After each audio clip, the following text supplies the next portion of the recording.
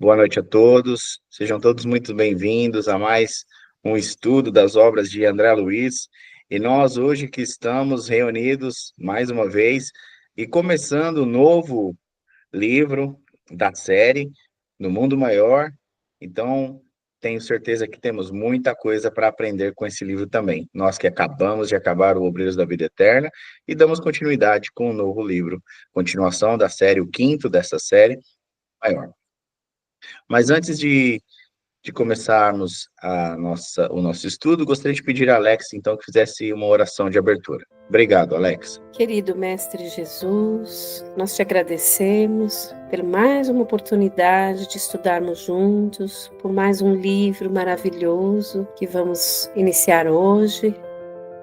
Agradecemos ao nosso benfeitor André Luiz, que nos deixou essa obra junto com o nosso irmão Chico. Agradecemos aos mentores, os benfeitores que participam conosco, que nos dão assistência durante o estudo. Rogamos a Ti, Mestre Jesus, e a Deus, nosso Pai, que estejam conosco durante todo o curso desse aprendizado, nos iluminando, nos mostrando caminhos, entendimentos, envolvendo-nos na Tua paz, na Tua luz, no amor divino, e que nós, ao estudarmos, ao aprendermos, possamos reter conosco esses ensinamentos e aplicá-los em nossas vidas diárias, seguindo exemplos deixados neles.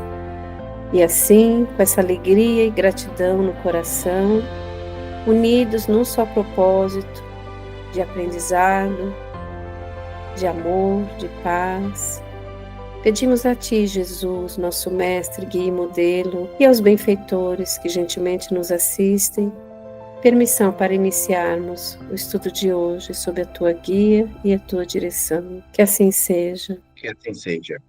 Amém. Muito obrigado, Alex. Muito obrigado mesmo.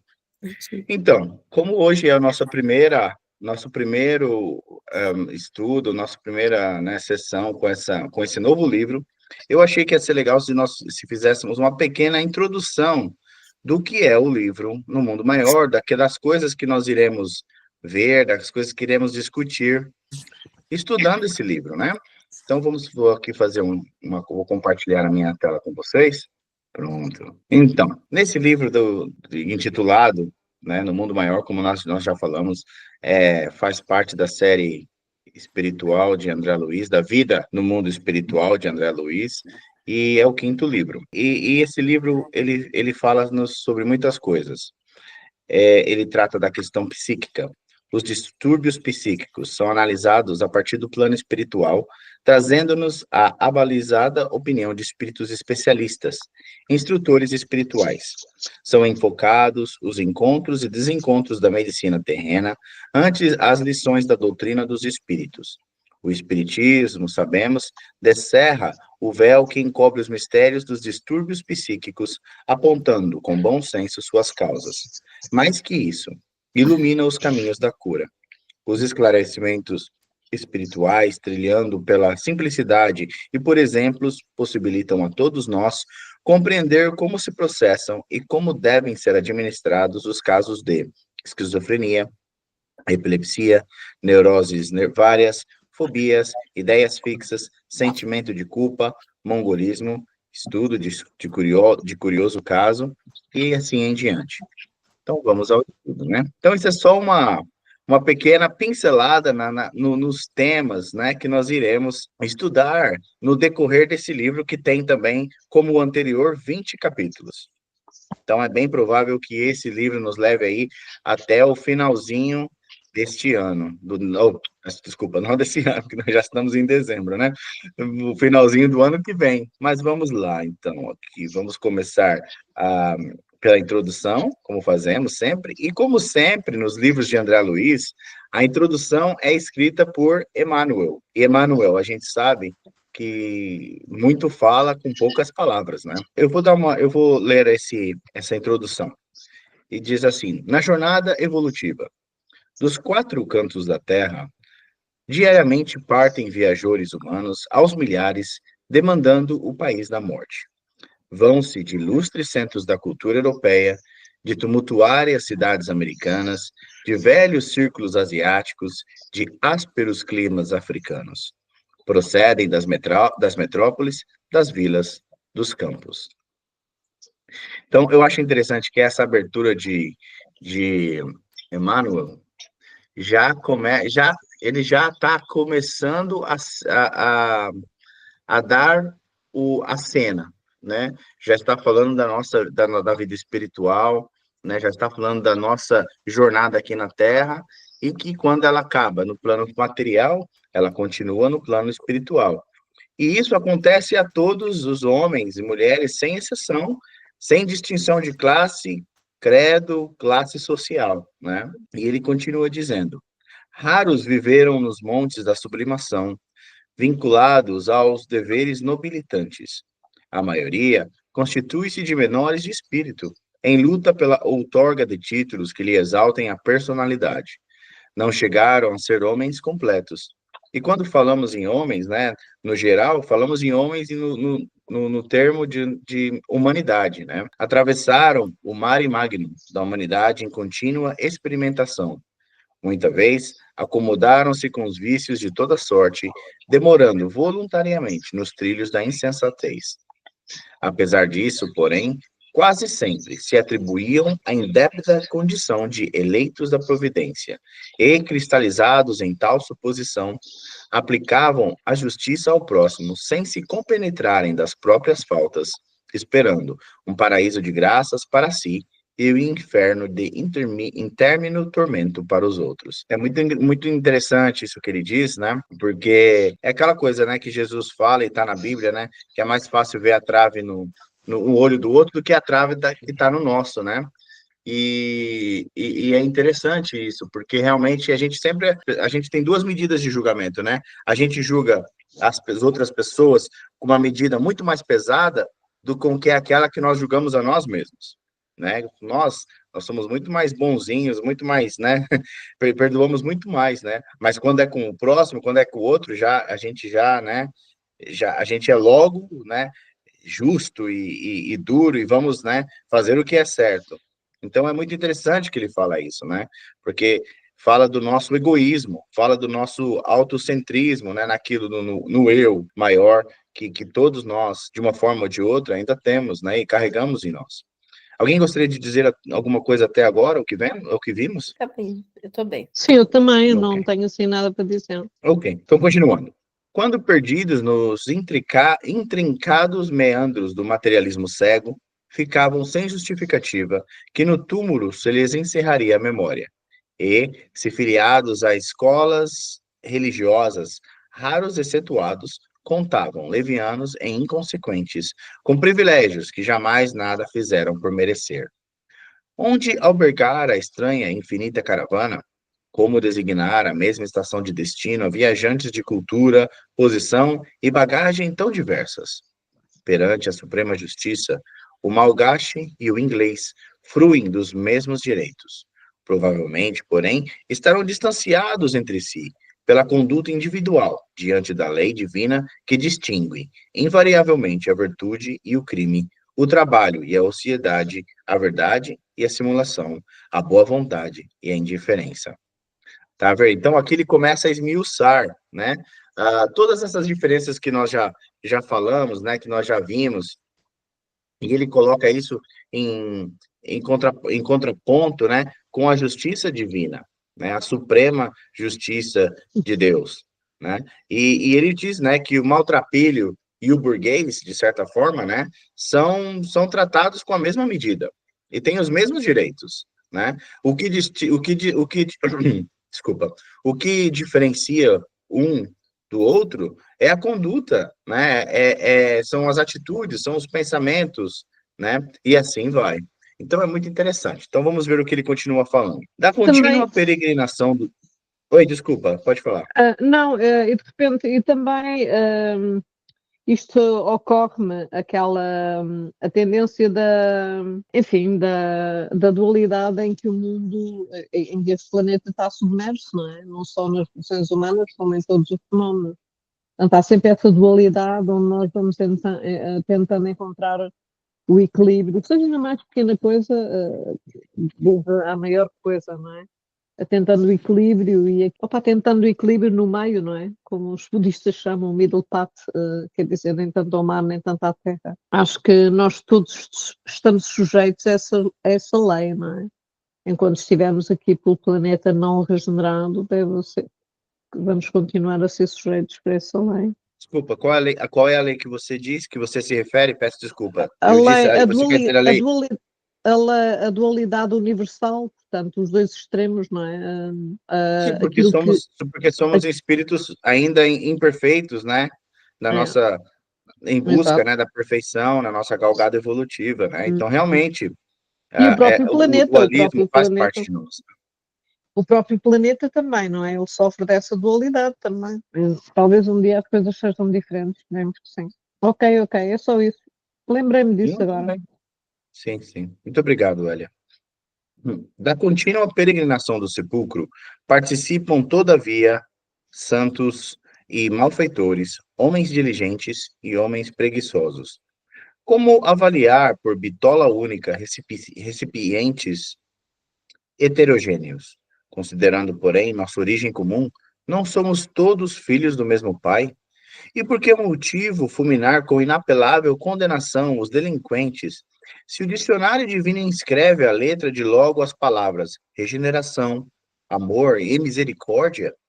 Determinaria o Senhor o cultivo compulsório da esperança entre as criaturas, ao passo que ele mesmo, de sua parte, desesperaria? Glorificaria a boa vontade entre os homens e conservar-se-ia no cárcere escuro da negação? O selvagem que haja eliminado os semelhantes a flechadas teria recebido no mundo as mesmas oportunidades de aprender que felicitam o europeu supercivilizado que extermina o próximo à metralhadora? Estariam ambos preparados ao ingresso definitivo no paraíso de bem-aventurança infindável, tão somente pelo batismo simbólico ou graças a tardio arrependimento no leito de morte. São questões que são praticamente transcendentais, né? Isso que Emmanuel está a nos dizer, né? Porque faz parte do nosso próprio dilema, às vezes, né? No caso, no que toca, né, aos dogmas religiosos e aos costumes religiosos, por exemplo, né? Aquela confissão que se faz ao padre, né, ao pé da morte, por exemplo, né? A pessoa foi, sei lá, um assassino, uma pessoa que só causou mal a vida toda. Aí, de repente, se encontra, né, ao pé da morte, aí é que ela vai parar para pensar, né, na espiritualidade, na eternidade, e pedir perdão e ser perdoada assim, sem mais nem menos.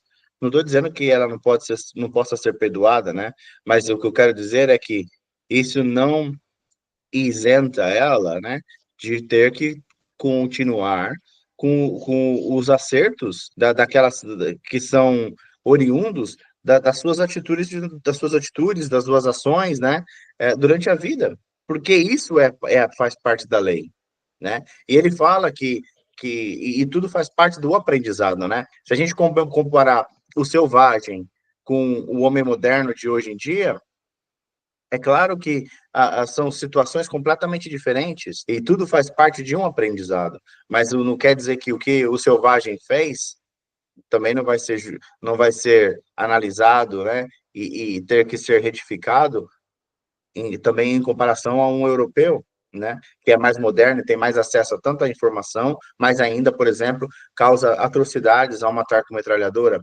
Não sei se eu me fiz claro não é explicação, é só naquilo que a gente entende, né, do que ele está a dizer, mas alguém gostaria de dizer alguma coisa sobre esse pedaço que nós lemos? O que eu entendo que ele está dizendo é também o que você disse, mas eu entendo também que ele está dizendo o seguinte: em muitas religiões se acredita que na hora do batismo, né, o batismo simbólico, né, tudo é perdoado, tudo é apagado, né, a maldade, o chamado pecado, né, o que seja.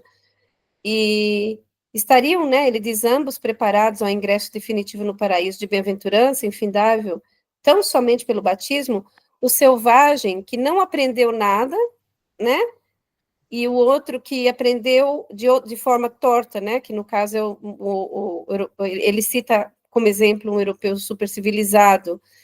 Ambos, eles não podem ser ambos, tanto o selvagem quanto o civilizado, renovados apenas pelo batismo, porque ambos têm um caminho a ser trilhado de aprendizado, que quando você pensa na ideia do batismo, esse caminho não existe, ele é anulado.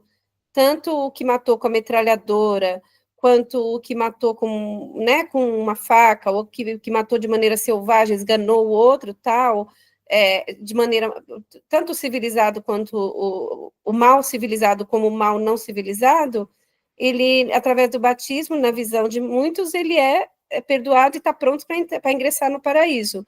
E o que ele está querendo dizer é que não, os dois têm que trilhar caminhos de aprendizado e evolução, né, para conquistar esse paraíso, que no caso a gente entende como a paz interior e a consciência livre, né, de remorsos e faltas.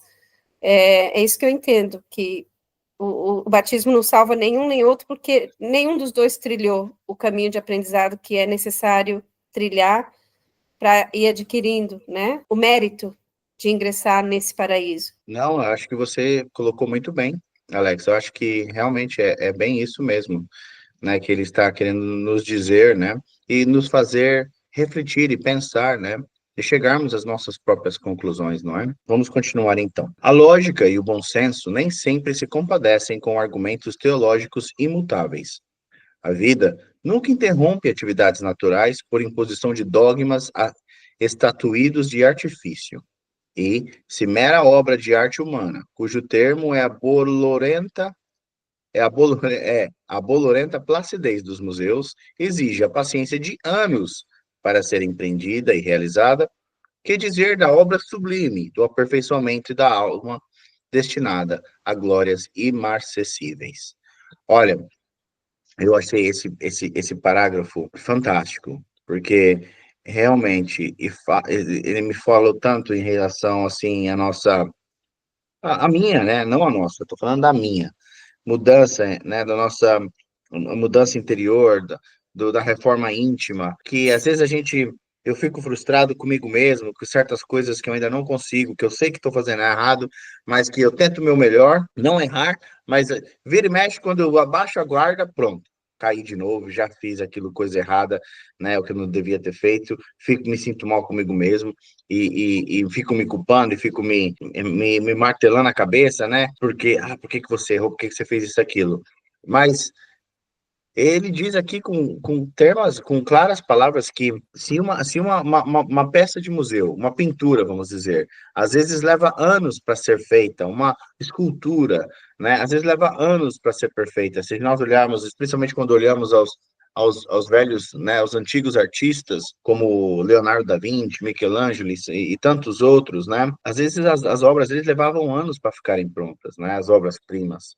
E então, o que dizer de nós, né, que somos uma obra ainda em construção, vamos assim dizer, né, no que toca as nossas virtudes e o desfazer, né, das nossas vicissitudes. Então, acho que isso me trouxe a mim aquela questão, não que eu tenha que ser complacente, falar assim, não, isso eu ainda tenho tempo para melhorar em mim, não vai ser nessa encarnação, vai ser na próxima. Não, tenho que continuar o esforço, né, de continuar me melhorando, de continuar sendo melhor, né, a cada dia, mas também ter para mim o alto amor, né? Aquela coisa de eu também me aceitar, reconhecer, aceitar as minhas falhas e saber que, olha, caí hoje, mas eu vou levantar e vou continuar seguindo em frente, tentando não cair, né? Então, achei muito legal isso do que ele falou, do aperfeiçoamento da alma, porque essas coisas levam tempo, não é em uma reencarnação que nós vamos, né, chegar ao estágio crístico, né, como Jesus já está há milhares de milhões de anos, talvez, né? Aí ele continua dizendo: vários companheiros de ideal estranham a cooperação de André Luiz, que nos tece informações sobre alguns setores das esferas mais próximas ao comum dos mortais. Iludidos na teoria do menor esforço inexistente nos círculos elevados, contavam com preeminência pessoal, sem nenhum testemunho de serviço e distantes do trabalho digno, em um céu de gozos contemplativos, exuberante de conforto melífico. Prefeririam a despreocupação das galerias em beatitude permanente, onde a grandeza divina se limitaria a prodigiosos espetáculos, cujos números mais surpreendentes estariam a cargo dos espíritos superiores, convertidos em jograis de vestidura brilhante. A missão de André Luiz é, porém, a de revelar os tesouros de que somos herdeiros felizes na eternidade, riquezas imperecíveis, em cuja posse jamais entraremos sem a indispensável aquisição de sabedoria e de amor. Muito interessante isso também, muito interessante isso, porque o que André Luiz vem nos falar são daqueles tesouros, né, da alma, né, são daqueles tesouros que nós não carregamos conosco, aliás, peço desculpa, são dos tesouros que nós carregamos conosco quando nós deixamos essa capa material, né? E o que que são esses? É o amor, é o conhecimento, é o estudo, é a sabedoria, a humildade, todas essas aquisições, né, ou atributos que nós vamos adquirindo conforme nós vamos, se falarmos só de uma encarnação, por exemplo, e conforme vamos envelhecendo, né, muitos de nós se tornam mais plácidos em comparação à juventude, quando eram mais agitados, talvez menos pacientes, né? Por exemplo, como eu, era super impaciente, mas vai passando o tempo, a gente vai crescendo, a gente vai passando por situações, nós vamos vendo a vida com outros olhos, e isso nos traz serenidade, muitas das vezes, né? A maturidade nos traz também serenidade. E esses atributos são os atributos que nós levamos daqui, né? Não é a prata e o ouro. Esse daí fica para a terra comer, né? Então, ele fala, isso, eu acho interessante que ele fala no caso, ser a missão de André Luiz, né? De André Luiz, né? De revelar-nos os tesouros, né? De que somos herdeiros felizes na eternidade. Riquezas imperecíveis, essas são os nossos atributos, os nossos qualidades, né? Tudo aquilo que a gente vai amealhando conforme mais experiência na matéria, né? Nós adquirimos. E ele continua aqui. Para isto, não lidamos em milagrosos laboratórios de felicidade improvisada, onde se adquiram dotes de vil preço e ordinárias asas de cera. Somos filhos de Deus em crescimento, que é isso que a gente estava falando agora mesmo, né?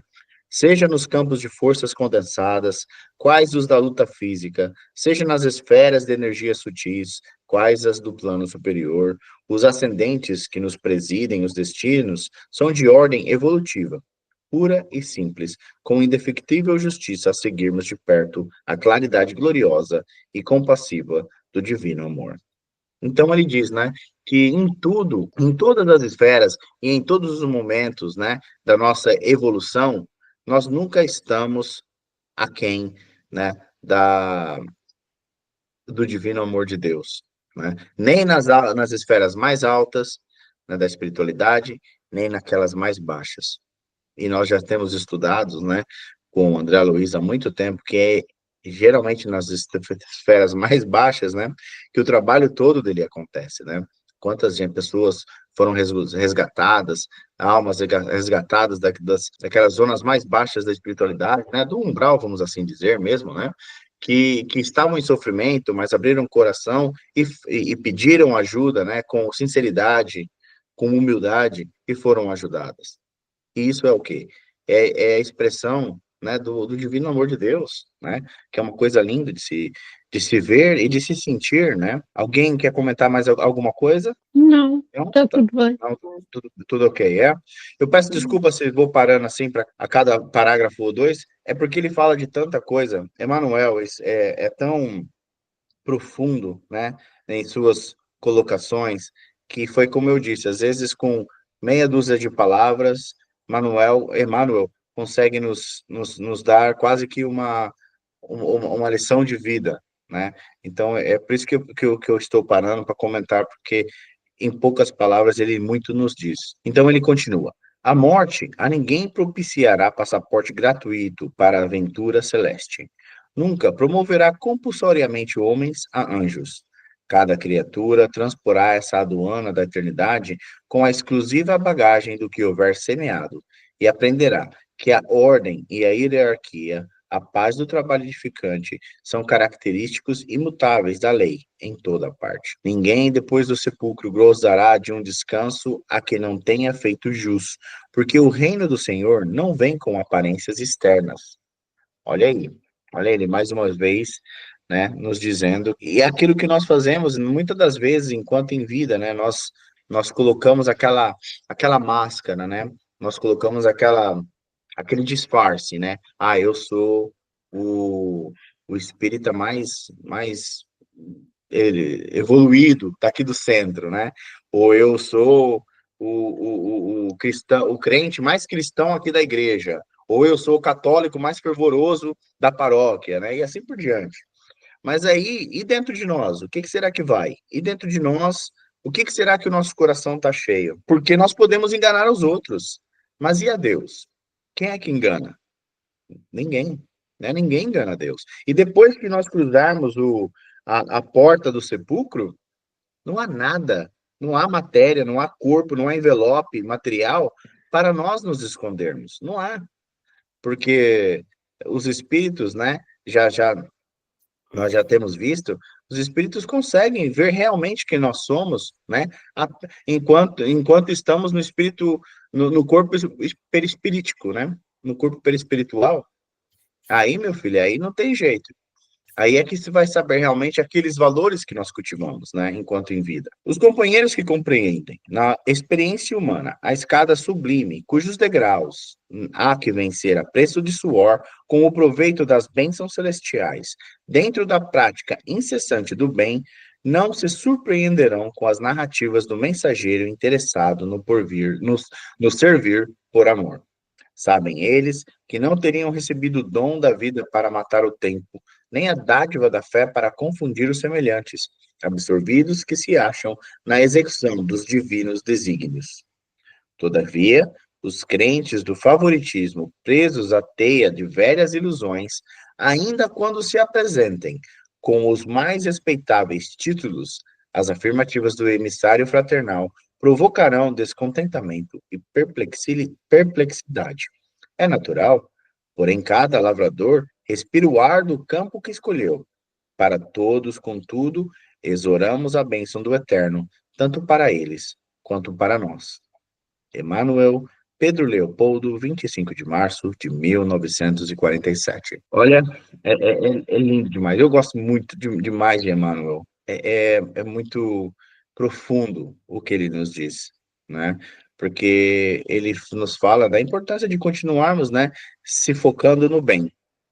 Porque aqueles que se focam no bem, né, não, aqueles que se esforçam, né, como ele diz aqui, que a vencer, do curso de degraus há que vencer a preço de suor, né, com o proveito das bênçãos celestiais, dentro da prática incessante do bem, não se surpreenderão com as narrativas do mensageiro interessado no servir por amor. Ou seja, é aquilo, né, que Jesus já nos fala, né, aquele que quer ser o maior, que seja o menor dentre deles todos, né, que aquele que quer ser o maior, que seja o servidor, né, que seja aquele que esteja a serviço de todos.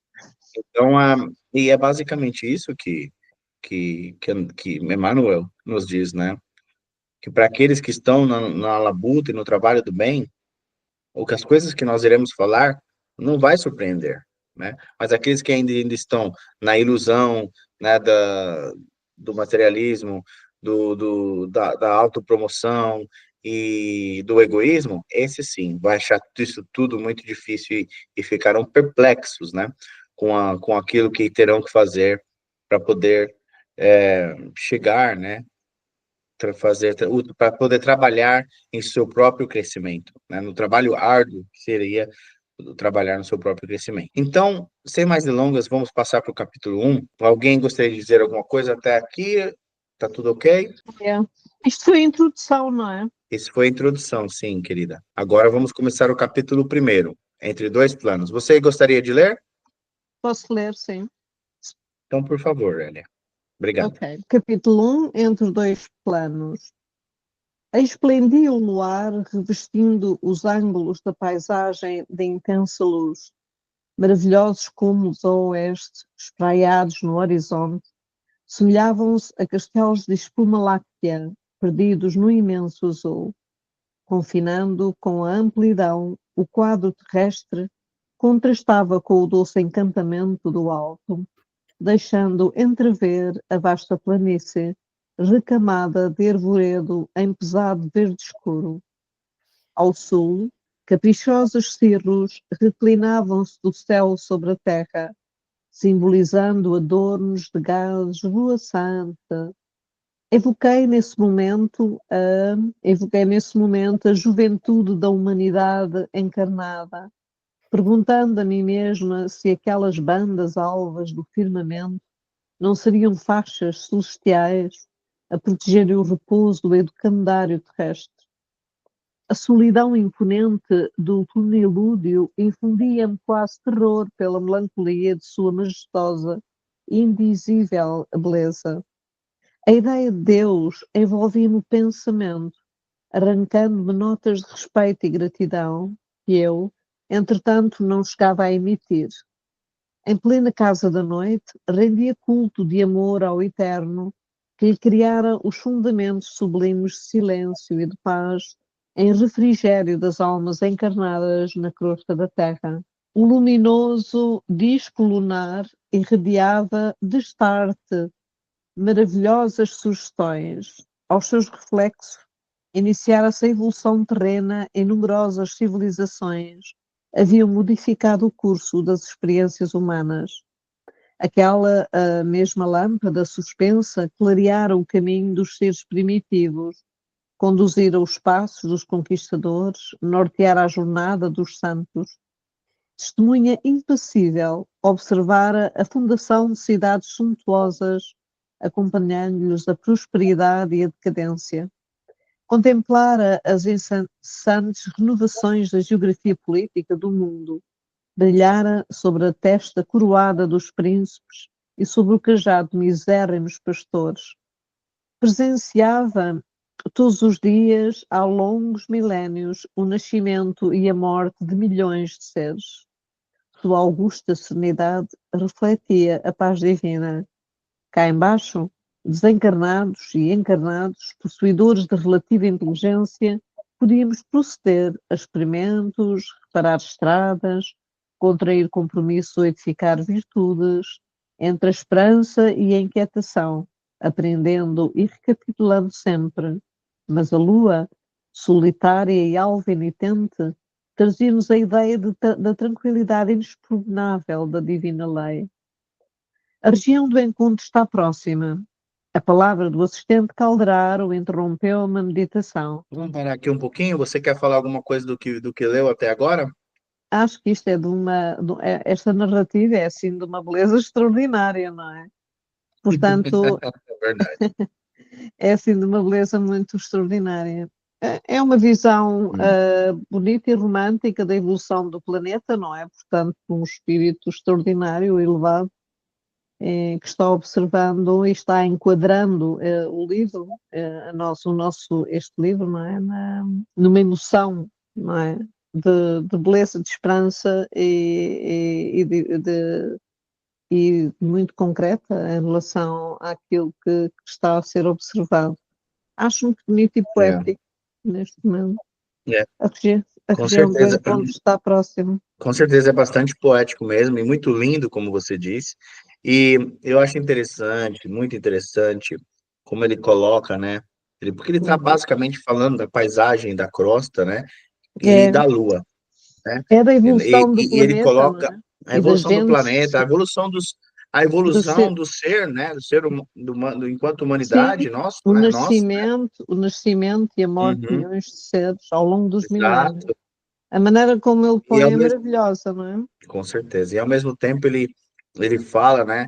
De que em frente a tudo isso está ali a Lua, que ilumina a todos, imutável e, e presente.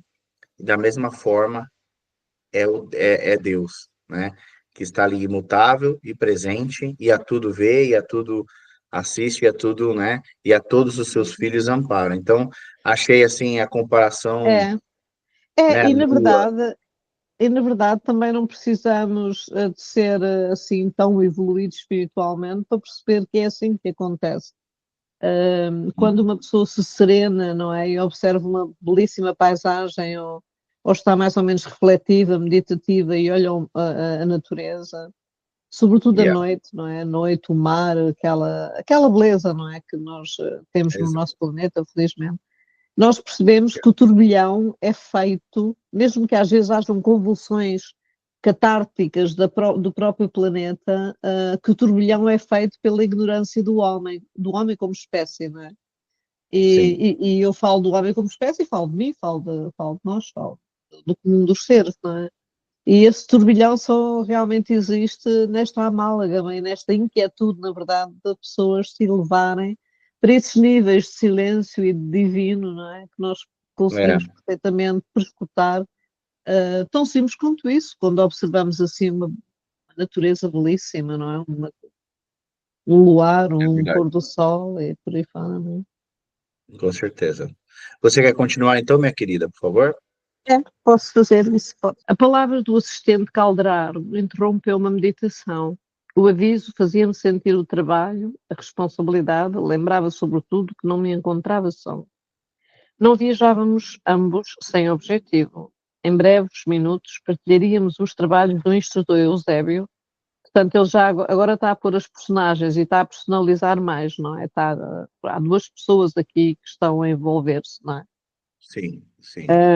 Não viajávamos sem objetivo. Em breves minutos partilharíamos os trabalhos do instrutor Eusébio, abnegado paladino do amor cristão, em serviço de auxílio a companheiros necessitados. Eusébio dedicara-se há muito ao Ministério do Socorro Espiritual, com vastíssimos créditos em nosso plano, a renunciar a posições de realce e adiar a sublimes realizações, consagrando-se inteiramente aos caminhos de luz. Superentendia a prestigiosa organização de assistência em zona intermediária. A intermediária deve ser entre a terra e a crosta, não? E a crosta, ou a crosta e os planos mais evoluídos, não sei. Atendendo a estudantes relativamente espiritualizados, pois ainda zungidos ao círculo carnal, e a discípulos recém-libertos do campo físico. Exato. É para além da crosta e a crosta. É isso. A enorme instituição a que dedicava direção fulgurante regurgitava de almas situadas entre as esferas inferiores e as superiores. Gente com imensidão de problemas e de indagações de toda a espécie a requerer-lhe paciência e sabedoria. Entretanto, o indefeso missionário, malgrado algum constante acúmulo de serviços complexos, encontrava tempo para descer semanalmente à crosta planetária, satisfazendo interesses imediatos de aprendizes que se candidatavam ao discipulado sem recursos de elevação para vir ao encontro do seu verbo iluminado na sede superior. Não o conhecia pessoalmente. Calderaro, porém, recebia-lhe a orientação de conformidade com o quadro hierárquico e a ele se referira com o entusiasmo do subordinado que se liga ao chefe, guardando o amor acima da obediência. O assistente, a seu turno, prestava serviço ativo na própria costa da terra, a atender de modo direto aos irmãos encarnados, e especializara-se na ciência do socorro espiritual, naquela que, entre os estudiosos do mundo, poderíamos chamar psiquiatria iluminada, setor de realizações que há muito tempo me seduzia. Dispondo de uma semana sem obrigações definidas, dentre os encargos que me diziam respeito, solicitei ingresso na turma de adestramento da qual se fizera Calderaro, eminente orientador, tendo-me ele aceito com a gentileza característica dos legítimos missionários do bem, e propondo-se conduzir-me carinhosamente. Encontrava-se em oportunidade favorável aos meus propósitos de aprender, pois a equipe de preparação, que lhe recebia ensinamentos, excursionava em outra região a labutar em atividades edificantes. À vista disso, poderia dispensar-me toda a atenção, auxiliando-me os desejos. Dá só uma Está, pausa aqui, Gélia, por favor. Ok. Então, aqui a gente, como você disse, né, nós estamos já a ver outros personagens, outras pessoas, e o interessante, né, é que os livros de André Luiz, parece que tudo que ele fala num livro sempre se situa em uma semana, né? Porque ele aqui, e voltando um pouquinho atrás, né? Acabamos de sair de Obreiros da Vida Eterna, né? Onde eles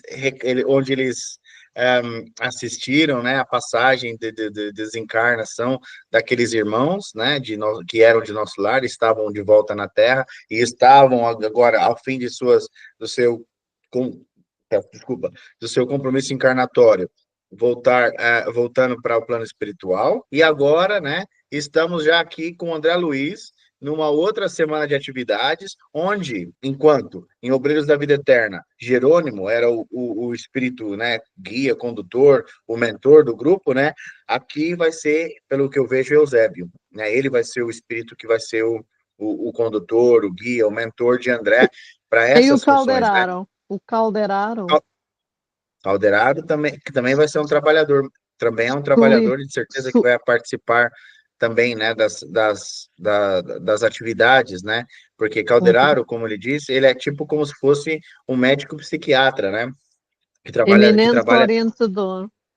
exatamente.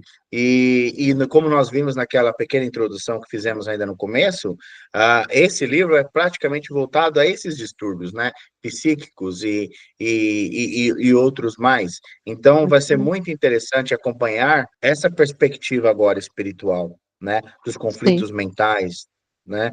Então, sim. esse aqui já é o começo desse trabalho, né? Porque Calderaro já está levando ele para encontrar, né, com o Eusébio e vai explicar o trabalho dele que ele faz, né, que ele vai dizer aqui embaixo, mais logo a seguir, né? Uhum. Mas a gente vai ficar por aqui hoje, porque já faltam só 5 minutinhos. Eu peço desculpas que eu acabei entrando um pouquinho atrasado hoje, por causa da minha internet, mas ainda bem que deu tudo certo e a gente chegou até aqui. Alguém gostaria de dizer alguma coisa de tudo isso que nós lemos, vimos até agora? Não, tá todo mundo bem? para mim está tudo bem. Tudo jóia? Então, tá bom. Então, é assim, eu acho que esse livro vai ser, assim, um espetáculo, e eu acho que vai ser, talvez, traçando um paralelo, né? Não estou dizendo que vai ser isso, mas se aqueles que conhecem a série psicológica, né, de Joana de Ângeles, eu acho que muitas das coisas que nós vamos ver nesses próximos capítulos, eu tenho certeza, vai dar para relacionar muito bem com as coisas, né, que Joana de Ângeles nos diz em seus livros também, através, né, da pincelada de Divaldo Franco. Então, eu acho que vai Uhum. ser muito interessante, né, nós vermos agora também por André Luiz o tratamento, né, dos distúrbios mentais, porque o que eu acho muito legal com o André Luiz é justamente esse paralelo que ele faz, né, da medicina terrena com a medicina espiritual. E como nós sabemos, hoje em dia, nós estamos já correndo, né, indo em direção a esse encontro, né, a esse entrosamento, a esse olhar holístico, né, do ser como um todo, né, e no Brasil eu fico muito orgulhoso, de certa forma, de ver que as faculdades de medicina já têm, né, em seus cursos, a cadeira, né, da viés espiritual, e isso me deixa feliz por quê? Porque eu vejo e não sou eu que falo isso, quem fala isso é o Dr. Paulo César Frutuoso, né?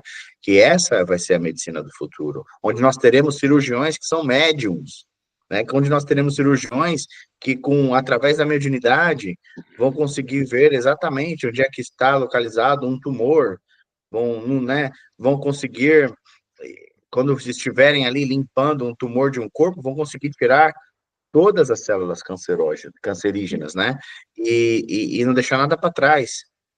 Por quê? Sim. Porque tem a sua visão ampliada, não só no plano físico, mas no plano espiritual também. Então, eu fico muito feliz de ver essas coisas, porque apesar de estarmos andando ainda a passos, não passos largos, mas passos devagar, né? Um passo de cada vez, mas de qualquer maneira, é um passo nessa direção, né? E eles Hum. falaram alguma coisa? Eu nunca me esqueço do que uma coisa que eu li ou ouvi, já sei lá, não me lembro bem, de que o Francisco Xavier, Cândido Xavier, não é? É dele dizer que o futuro da humanidade era canalizar rádios ou a tecnologia para que as várias dimensões se encontrem tal como nós ouvimos a nível terrestre, não é? Portanto, rádio, sei lá, e temos essa coisa, a facilidade de, pronto, de comunicar para todo o mundo e por aí fora, que essa facilidade de comunicação vai ser estendida para cima, vai evoluindo em diversas dimensões e um dia vai ser possível nós comunicarmos não só horizontalmente, não é? Mas também verticalmente. Ele disse isso numa coisa qualquer que eu já não me lembro. É interessante pensar nisso, ou seja, que as coisas vão se tornar de tal forma, a evolução própria dos acontecimentos vai se misturar de tal forma com a espiritualidade, deve haver também o outro lado também, não é menos interessante, mas com a espiritualidade, esse acesso às comunicações, esse acesso ao conhecimento, que é uma Uhum. coisa que se impõe naturalmente, não só no indivíduo como nós médiums, mas também como a própria evolução da tecnologia e enfim, a evolução Sim, da humanidade no sentido amplo e vasto da questão. Não é? sim. Mas isso hoje em dia já acontece, né? Nós temos aí a Sim, eu sei, mas transcomunicação vai ficar instrumental. massivamente. Sim, eu sei, mas vai Sim, ser uma constante, quer dizer, vai ser mais e mais e cada vez mais, não é? A nível vários, a nível da ciência médica, a nível das ciências, uhum. a todos os níveis. Sim, sim. São todos estágios, né, que nós temos que ultrapassar, que passar, É, que é, vencer barreiras, né, para podermos cada vez mais, né, estreitar os laços, né, que nos separam da espiritualidade, porque é inegável que a espiritualidade existe, está aí, né, e nós, se dessemos mais ouvidos, né, a eles, né, os espíritos benfeitores, aqueles que estão realmente interessados, né, no avanço da humanidade, nós muito teríamos também por aprender, não é? uhum. Muito bem, gente. Se ninguém mais tiver nada para dizer, então eu vou fazer a prece de encerramento.